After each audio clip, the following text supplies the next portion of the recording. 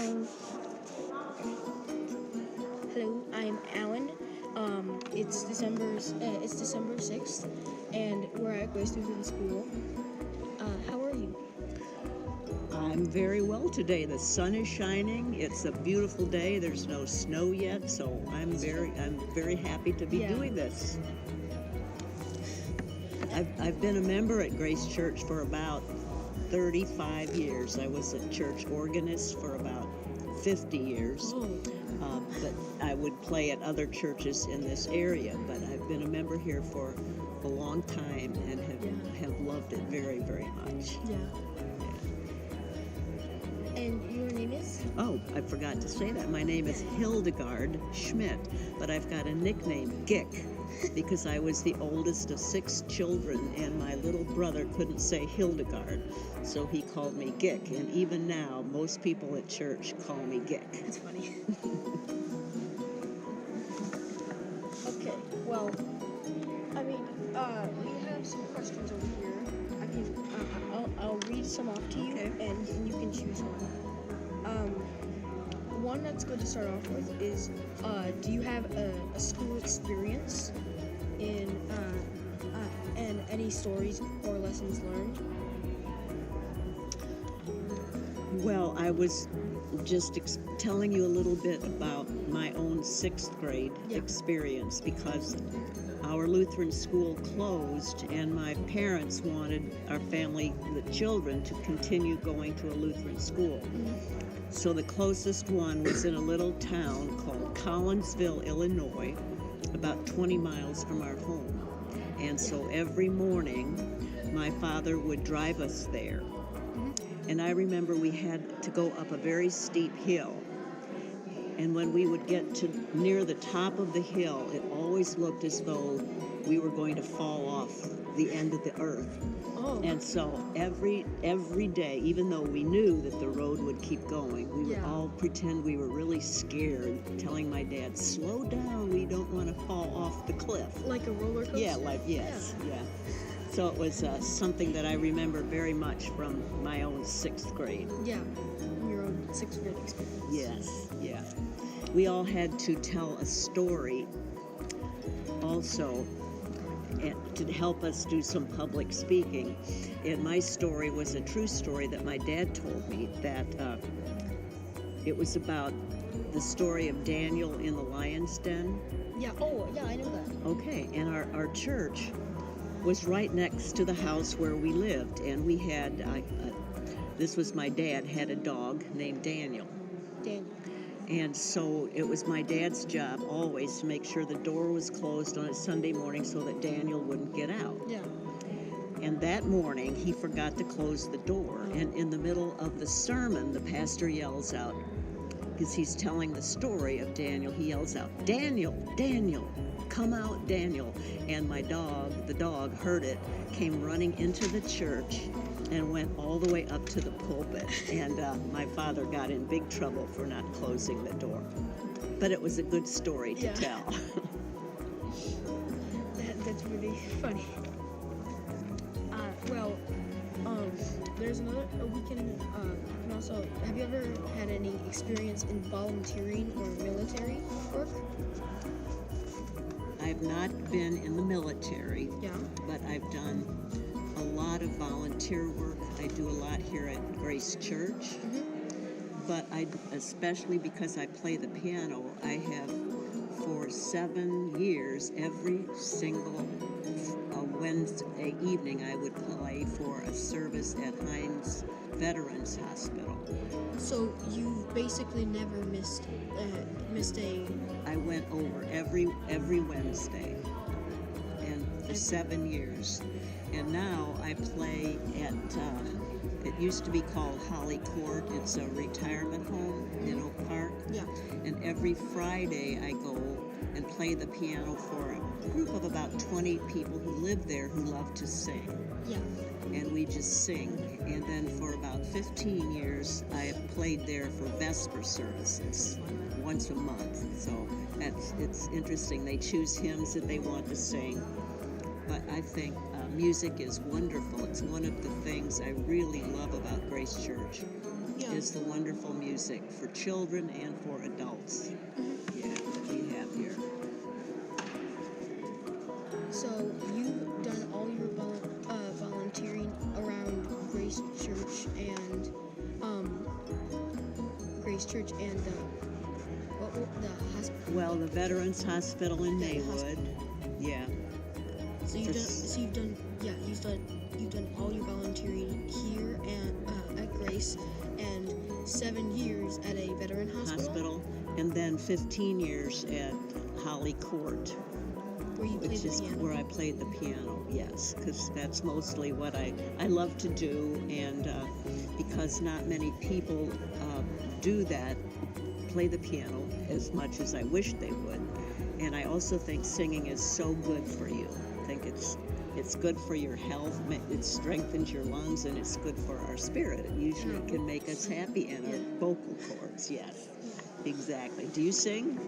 I mean, kind of. Do you? But yeah, we're doing the cross right Oh, I love the cross. Are you in the cross? Yes. Oh, that's wonderful. I remember when my grandchildren were in the cross here. They were? Yeah, they went to school. We didn't live right here when our own children were little, but five of my grandchildren went to school here. Really? Yeah. And they're 11 now? No, now they've got their own children. I was gonna say, like, Yeah, they went to school here a long time ago. Yeah.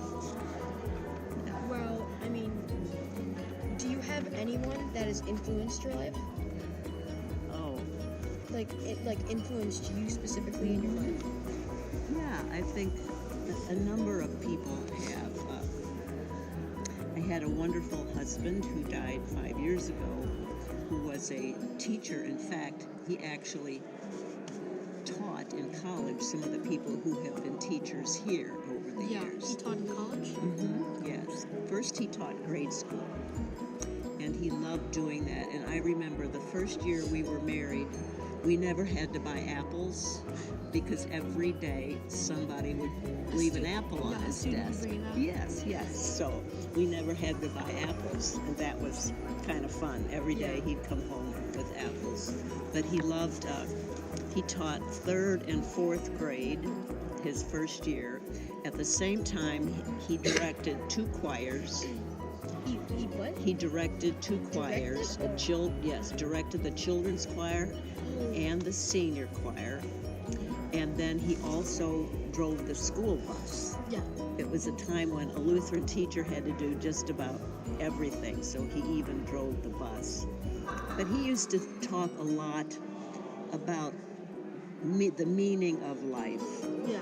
And so he very influenced me a lot. And I had my piano teacher was married to Mrs. Bussey, who was the school secretary here for a long time. And when I was in 7th and 8th grade, he was my grade school teacher. But he also gave me some wonderful piano lessons. That's good. And because it was a one-room school, Oh, yeah.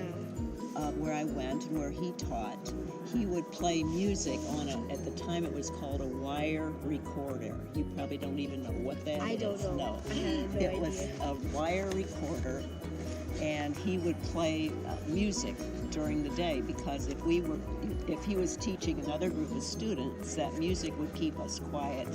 And so I learned a lot of music from that, but he influenced my life a lot. And he would take me to his piano recitals, and I think that's where I really got to love playing the piano. So he influenced me very much. And my parents did too. Yeah, of course. We would have family devotions every night, and that we would read Bible stories, and we would have prayers, and we always sang.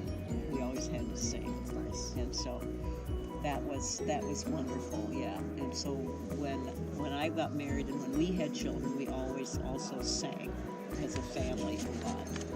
And I think that's one of the reasons I love music so much. Yeah. Yeah.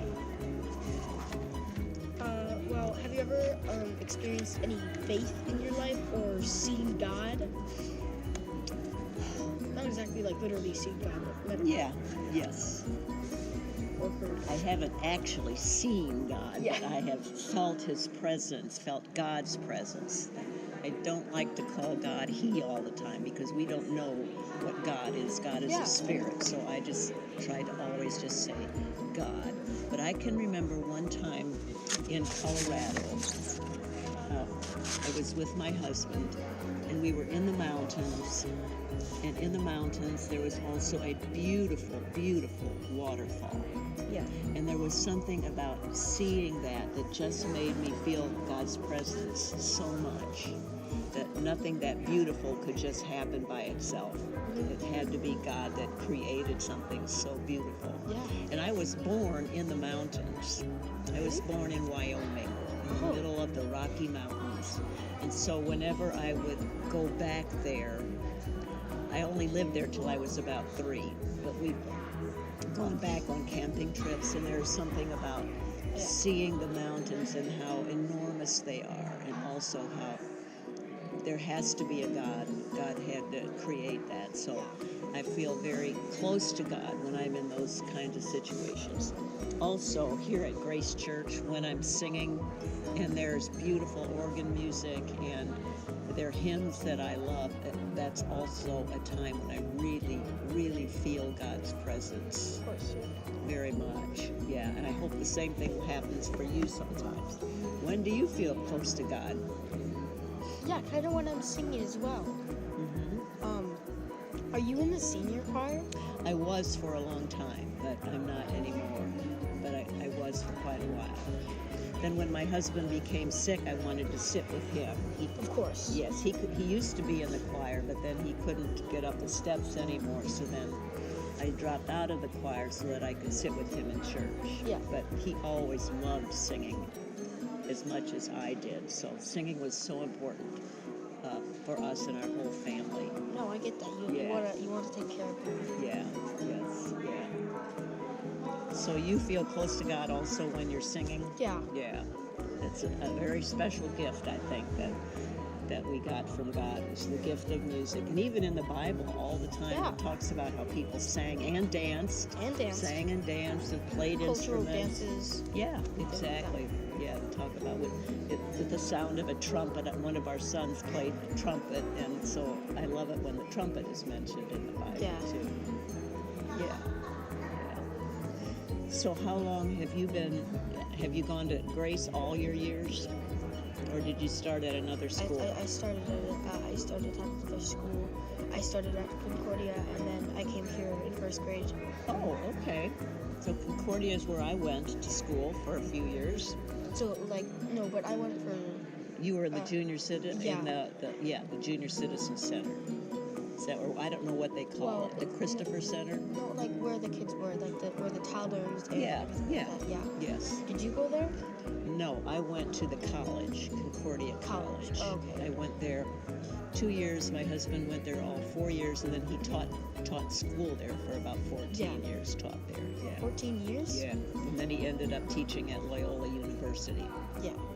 Yeah, for a long time. But so do you live in this neighborhood? Mm-hmm. Yeah. So do I. Oh, okay. Yeah.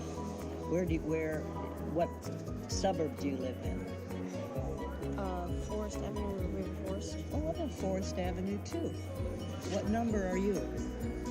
What do you mean? No, what's your address? I'm 927 Forest. 1526.